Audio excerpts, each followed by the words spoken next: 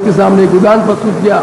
अब हम कानून बनाकर आश्वस्त करना चाहते हैं कि ये कानून बनेगा जिसके कारण कोई भी सरकार आए उनको मैंडेटरी होगा, इसको कानून का पालन करके उनकी ओपीएस की गारंटी दे सकें। ये बात मैं इसलिए कहना चाहता हूँ कि ये 7 गारंटी मुख्यतः हमारे इलेक्शन में लोगों को आश्वस्त करने का है, जो हम कहते हैं वो करते हैं।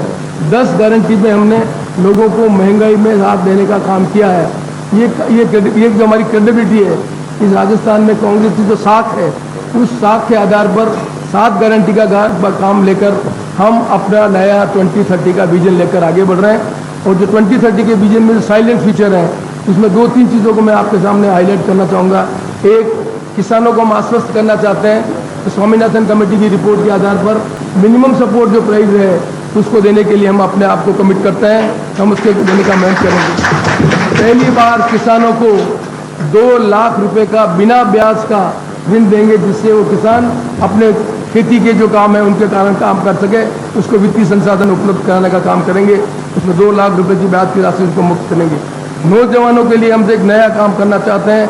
आप सब जानते हैं कि हमारी यंग पॉपुलेशन ज़्यादा है, लोगों की एस्पिरेशन ज़्यादा है कि जॉब, सरकारी जॉब मिले।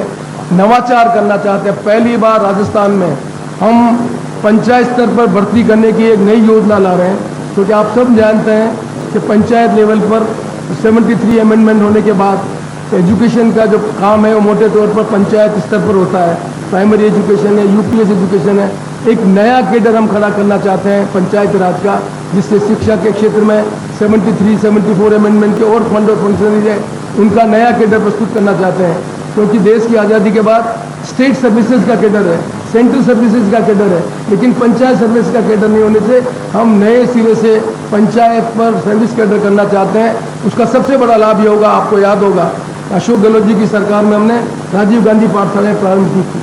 राजीव गांधी पाठशाला जब हमने प्रारंभ की थी तब हमने निर्णय किया था कि जिस वार्ड में वार्ड पंच होगा, एससी का होगा तो एससी का, एसटी का हो तो एसटी का, ओबीसी का हो तो ओबीसी का, महिला होगी तो महिला, उसी कैटेगरी को हमने राजीव गांधी शिक्षा मित्र बनाया था। हमने 1200 रुपये दिए थे। 25,000 एक साथ राजीव गांधी पाठशाला खोलकर हमने 25,000 अलग अलग वर्ग के लोगों को 1200 रुपये की नौकरी दी।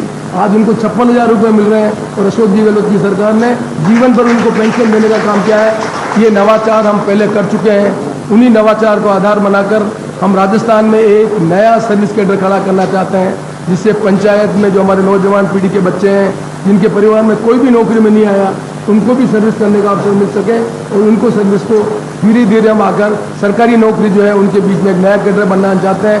पहले they have to render services panchayat level service level and after due course of time they will be employ as the government employ. तो एक नया कैडर खड़ा करके जो हमारा कमिटमेंट है 10 लाख लोगों को रोजगार देना है, उसमें 4 लाख लोगों को सरकारी नौकरी देना है। ये नया कैडर खड़ा करके हम इससे हमारी प्रायोरिटी जो 2030 है उसके साइलेंट फ्यूचर को मैं आपके सामने हाईलाइट करना चाहता हूँ। मैं ये भी कहना चाहता हूँ आपको, महिला सशक्तिकरण के बारे में लंबे समय से काम कर रहे हैं। कन्विक्शन करने के लिए कानून बनाए, उनको और सशक्त करने का काम करेंगे।